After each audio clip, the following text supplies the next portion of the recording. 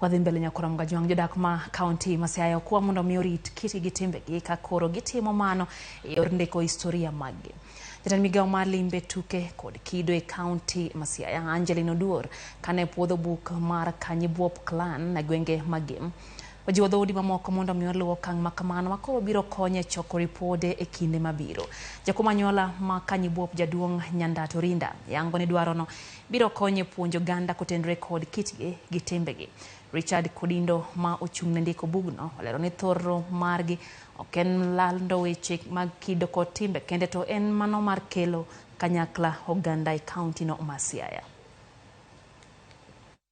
Will create a good environment for our children and grandchildren and the future generation. Buop ne en ng'ata achiel to nonyuolo Otieno nyuolo yawuoyi adek, mano nyuolo nyapod adier, Obiera Bienge kod Yuogindo.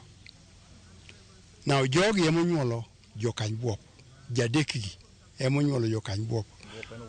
Bugni andika gi dholuo kendo edition mar ariyo dhi wuok en English mabende wende wasechake ke sani nyithindo mang'eny ok ong'e dholuo maber, koro dhi loke en English mondo giwinje adimba. Ntiere reference ng'ato ok wuoya owuoyo according to book nondiko kama omiyo agone gi erokamano.